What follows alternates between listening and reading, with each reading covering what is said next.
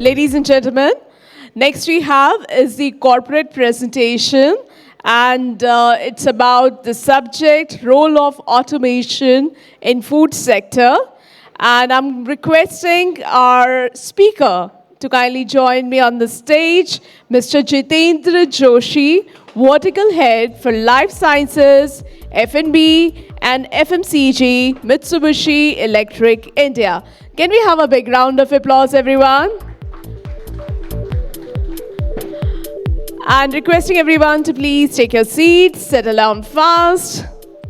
India is shining and I think growing across all the verticals, and food industry is not the exception. Largely, it is moving from an unorganized ecosystem to a very organized, processed, and managed economy. While doing so, I mean, this is not really easy job. I mean, it's really challenging. And being an automation professional, I can surely say that adoption of automation can simplify this job and it can help the industry to shape up quickly.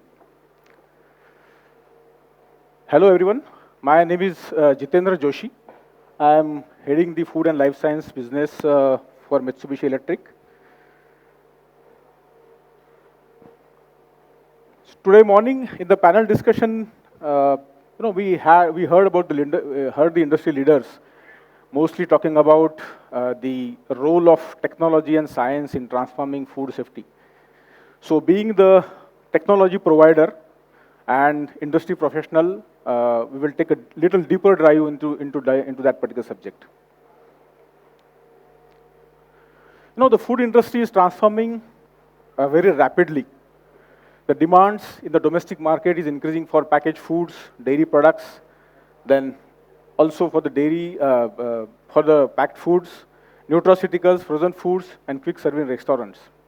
On the other hand, we see India is seen as a very important supply chain or the global hub, global sourcing hub for the spices, for the packaged foods, dairy products, frozen foods, and etc.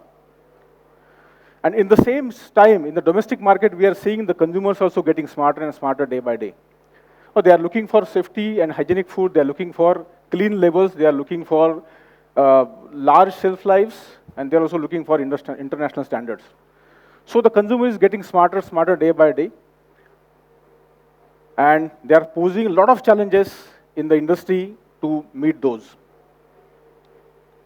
Just to understand, I mean, everybody knows this ecosystem, but just to understand these subjects, I'll take a little back step. So this is the complete ecosystem for, or rather current ecosystem for the food industry. It starts with cultivation, agri-logistic, food process, then distributors, and then finally it goes through the consumer through different outlets. Now the cultivation, I mean, this is the first and foremost thing which sets up the foundation for the quality of the product. Moving forward, the logistics, the storage, the transportation also put a lot of challenges because anything goes wrong in this can directly put pressure on, it can directly affect the consumer health. Food processing, quality, which is something which is a key important aspect and key requirement of the customer. So food processes and the distribution of the food is really important in the entire ecosystem. So finally, if you look at anything goes wrong in any of this ecosystem can really put consumer health at a stake.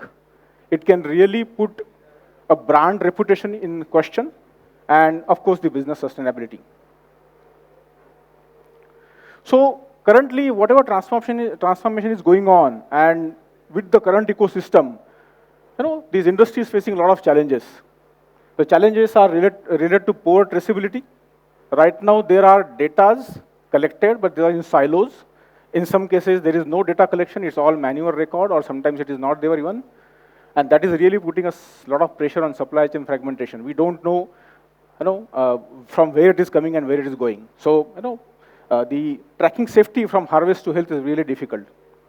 Inconsistent product quality. A lot of human factor is there. So we need a lot of skilled laborers to handle particular products. Sometimes, the operator is not available, or sometimes the operator has left the company. So that really puts a lot of pressure on the quality of the product, the taste of the product. Risk of contamination. A lot of things are happening, as a human factor. I mean, human factor is adding to the process, adding to handling of the product. So that is putting challenges on the contamination side.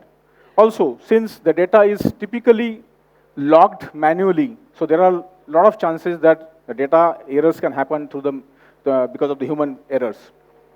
Lack of real-time monitoring. Right now, mostly the things or the failures are detected after they are failed, and that is really wasting a lot of resources.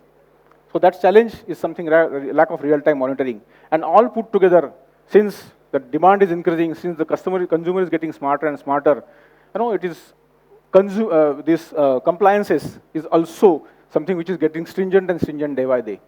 And with the current ecosystem, which is almost discrete, I mean, they are connected somewhere, but right now, if you look at, there is no direct connection between the cultivation and the process, or cultivation and the transportation or agri storage.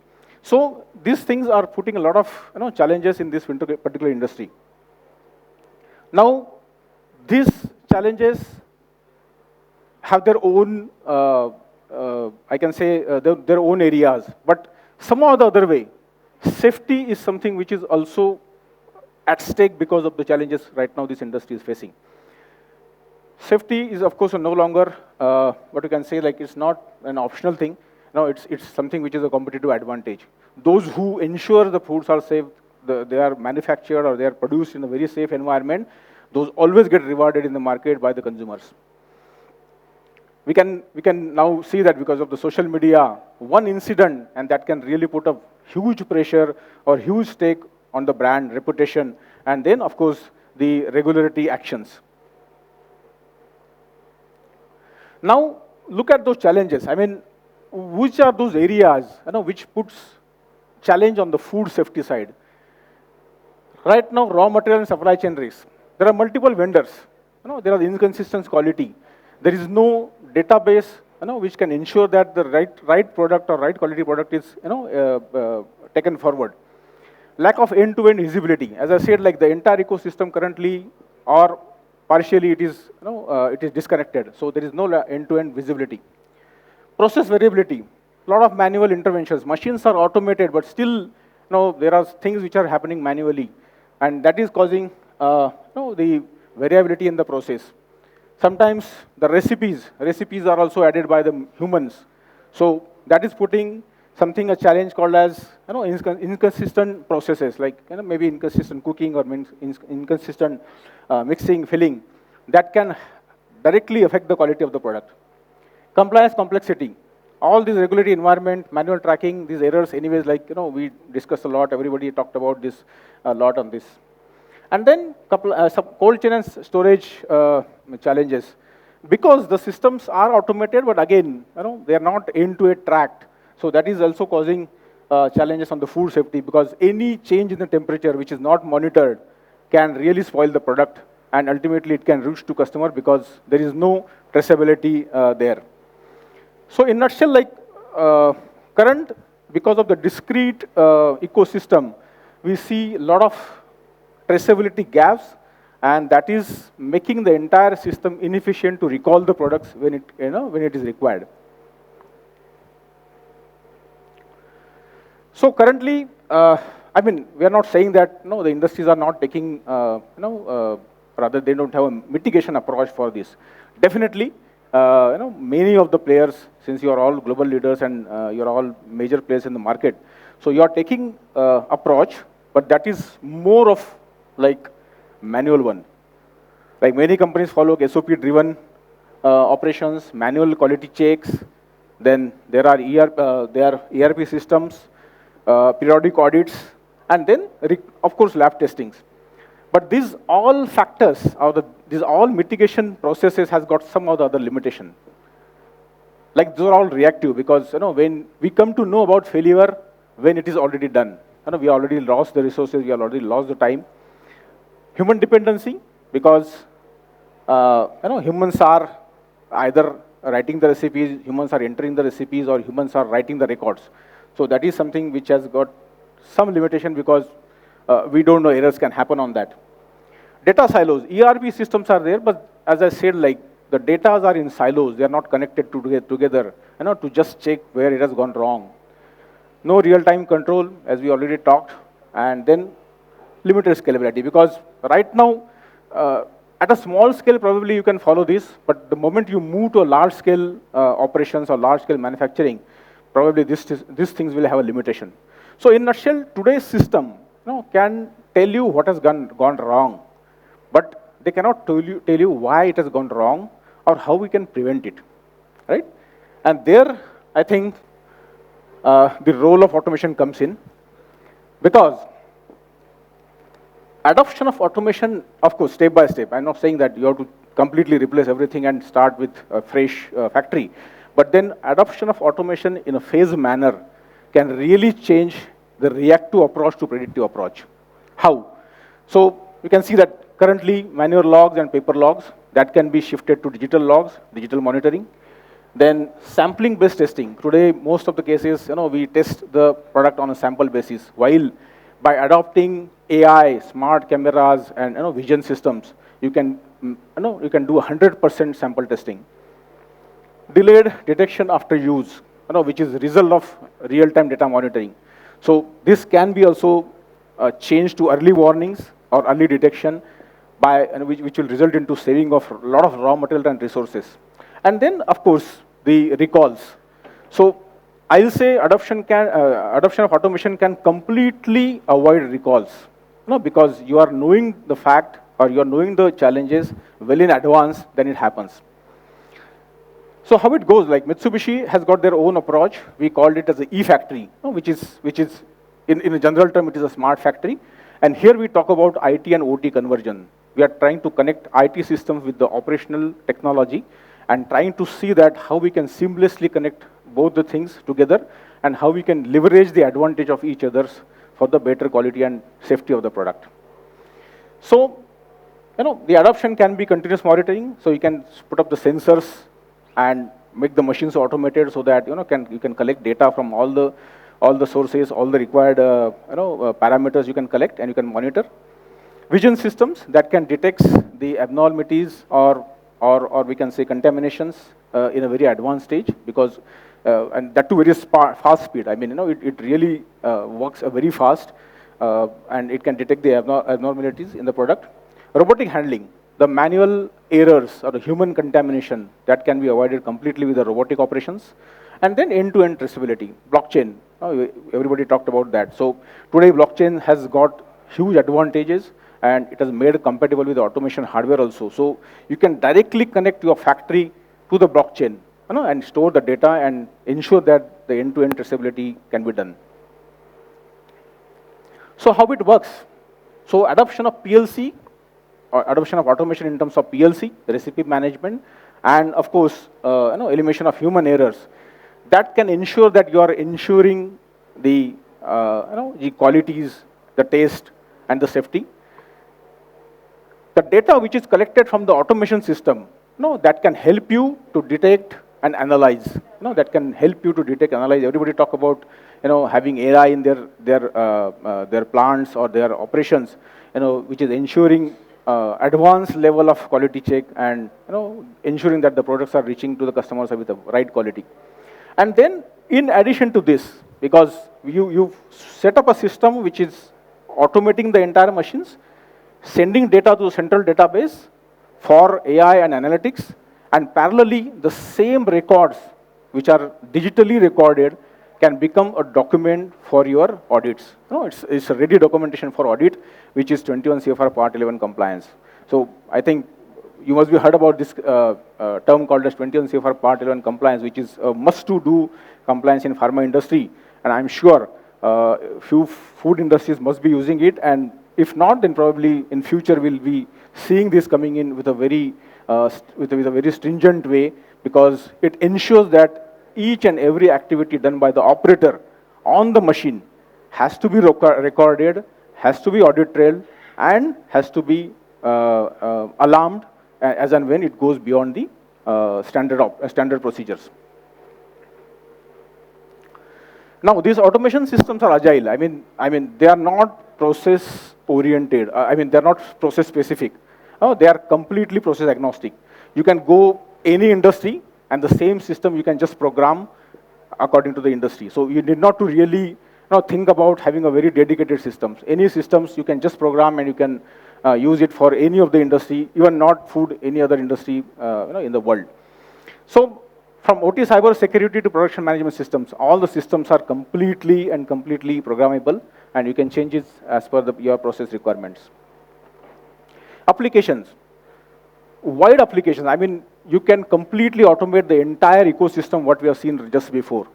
If just to talk about, let's say, processing, here complete digital recipe management can happen, real-time process monitoring, closed loop working of the entire process, and which ensures the consistent quality of the product. Packaging, which is a very important part of the entire ecosystem, because your product life cycle or product shelf life really depends on this product. And of course, consumer also get attracted to different packaging. So that plays a very big important role. And there also you can have a complete automation. Right now, Mitsubishi is, I'm really proud to say that Mitsubishi has played a big role in packaging industry automation. We are working with a lot of OEMs on this. And we are working with the latest technology what we have right now on the packaging side. And logistics, of course, because now we are talking about end-to-end traceability, so logistics also becomes a very important part, which can be completely automated through warehousing automation and end-to-end track and trace systems. So in nutshell, entire industry can be completely automated with the automation solutions which are there in the market. What Mitsubishi can do here? So many of you must be knowing that Mitsubishi is a 100-year-old company, of course, a Japanese multinational, having operations in around 30 countries. In India, we are there since last 15 years. We have got a manufacturing facility in Pune. And in this portfolio, we are supplying all the industry-grade automation products, which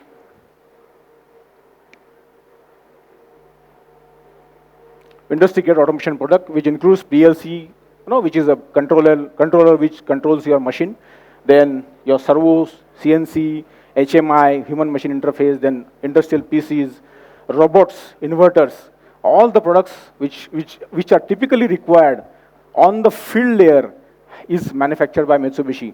And I'm proud to say that few of the products are getting manufactured in India itself. On the software layer, we have a state-of-the-art software solutions. So that doesn't only monitor the systems, because it's not just a monitoring system, but it can play a role on your design side of the plant, and it can also play a role on the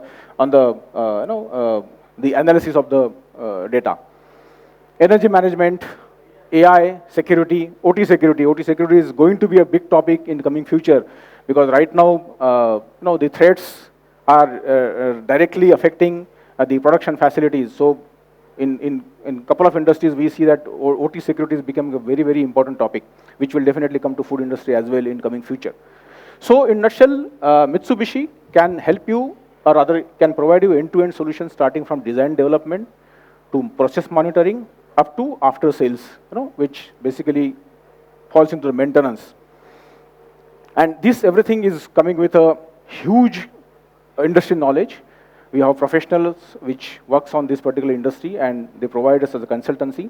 We have a partner network, a very strong partner network, which is our extended arm in the market, which ensures that whatever products and technology we are talking about, those getting deployed to end customer with respect to their application. So I'll just explain that how digital manufacturing typically can work. Of course, industries are not really matured to go for the entire solution. But yes, this is how we can, or rather this can be a future for any of the industry right now there in India. How it works? So you can see that. Okay, so you can see that there's a virtual digital twin. So this software is nothing but, it's basically a design software. So what you have to do is, You have to feed the data, design data to this particular software, and this data, this software can give you the design of the entire machine or plant. It will just talk about what should be your production layout, where the takt time is lowest possible, right? It also will give a machine design, it will also give electrical design, and it will also give a control programs, which are required for the controllers to be programmed as per the machine requirement. This particular system will provide all the design parameters to the controller, which are there on the field layer, and these controllers will talk about the entire process. Data from these controllers will be collected, and it will be given to the monitoring system where data will be stored. It will be visible. You can watch it on your mobile. You can watch it on tabs, and you can take a corrective actions. Then again, this data will be fed to the MyLab software, which is basically an AI engine for Mitsubishi. So what it does is it compares your design data with the real-time data and ensures that the things are going as per the design.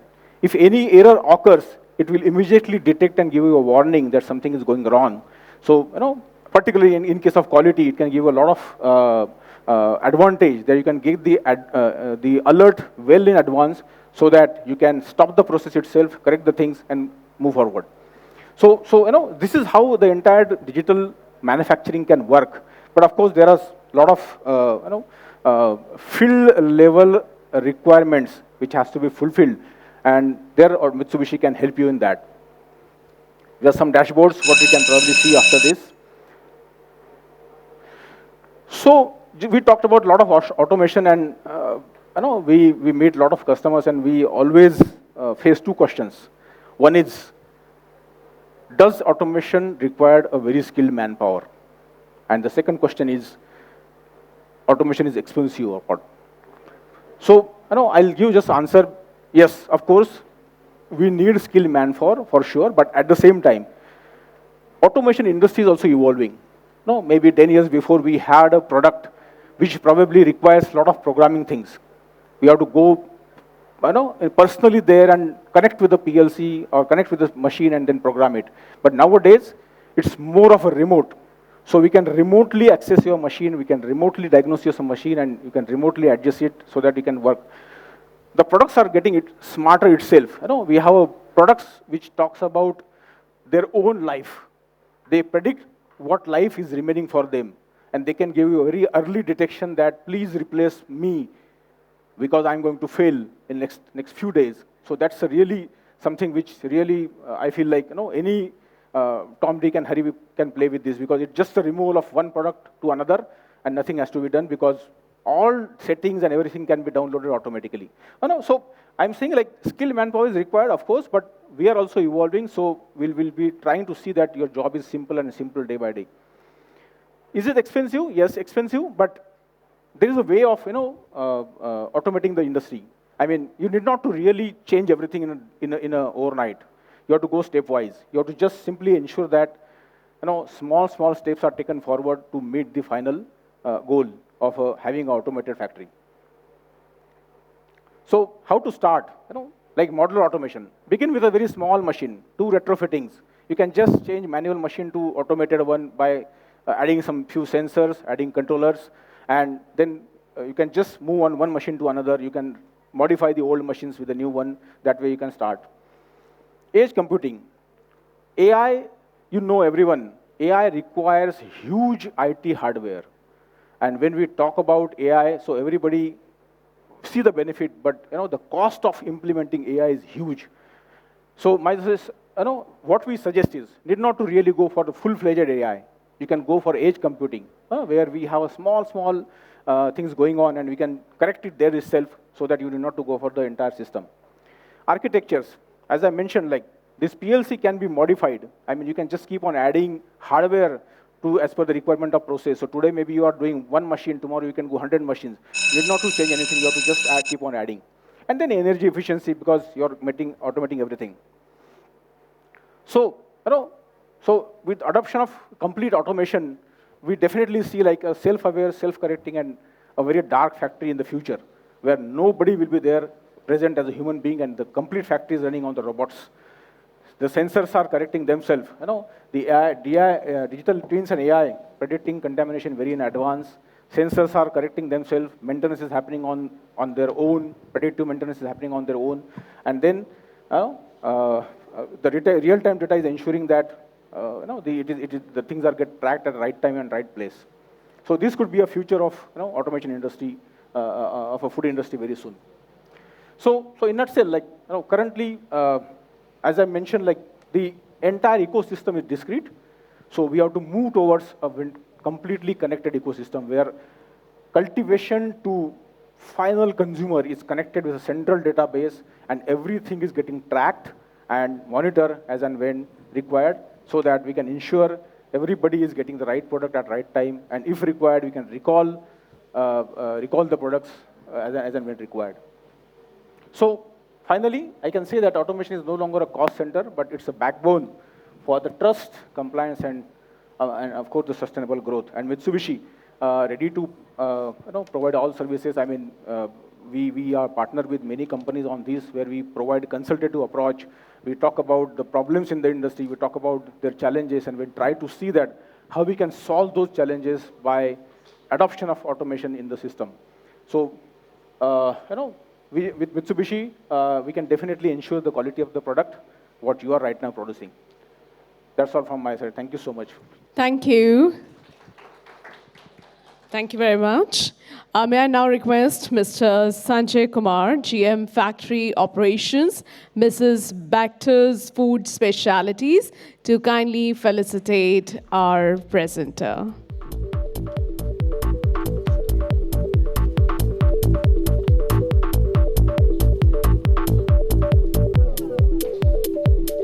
A big round of applause for Mr. Jitendra Joshi, Vertical Head for Life Sciences, F&B, and FMCG, Mitsubishi Electric India.